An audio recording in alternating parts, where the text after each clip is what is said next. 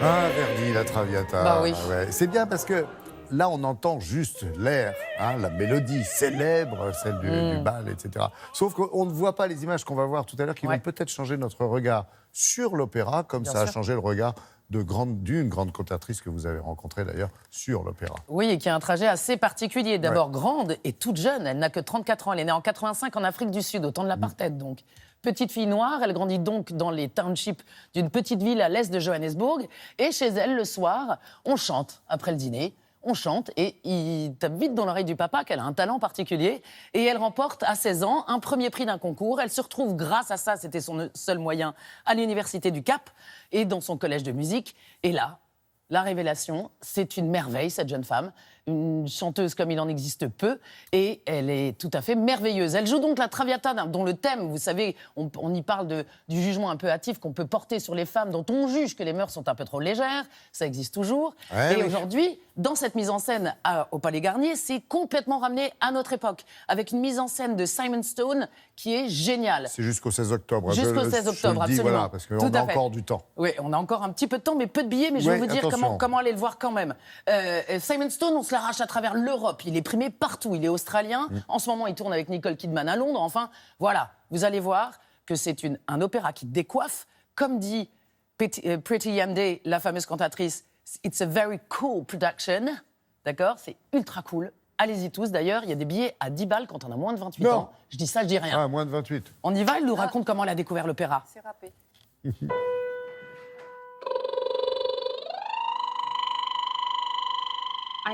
J'ai découvert l'opéra en 2001 en regardant une publicité à la télévision. J'avais 16 ans, j'étais complètement fascinée par la puissance des émotions, c'était presque surnaturel. Le lendemain, j'ai demandé à mon professeur au lycée ce que c'était et il m'a dit « ça s'appelle de l'opéra ». Je lui ai dit « est-ce qu'un humain peut faire ça ?» Il m'a répondu « bien sûr, un humain peut faire ça ». Alors je lui ai dit « eh bien, il va falloir m'apprendre ».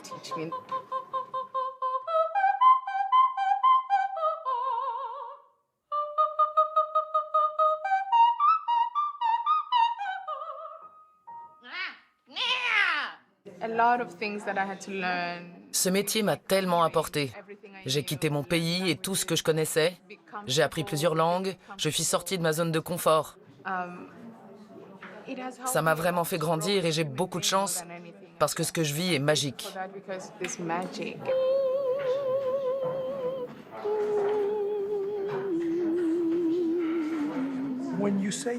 Dans la scène d'adieu à Germont, tu peux peut-être t'asseoir sur le banc près de la table. Yes. Non ci vedrem più forse, siate felice, addio. Conosca il sangue. Oui, oui, c'est ça, tu t'assois à ce moment-là. D'accord, il faut que je sois assise à ce moment-là.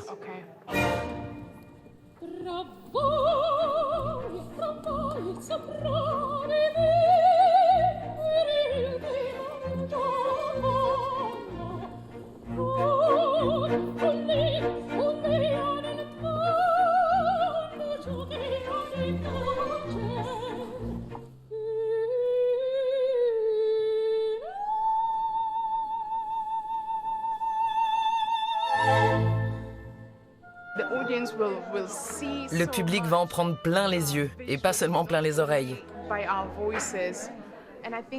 Et je pense que les jeunes vont vraiment s'identifier à cette mise en scène.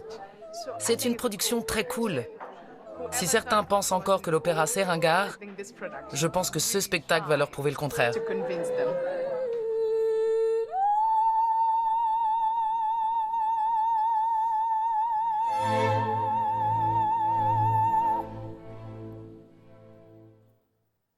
Bravo et merci de nous avoir ramené cette Pretty Woman, pourrait-on dire, Oui, ici tout à sur le fait. plateau de Télématin. Vraiment. Mais merci à elle. Vous avez vu le décor, c'est marrant, hein, ça vous plaît, ça, C'était- les photos c'était Instagram dans le style. Non, mais c'est vrai, ça, Elle est Laura. magnifique. Elle en est plus. magnifique. Ça nous ramène Attendez. complètement à notre époque ultra connectée.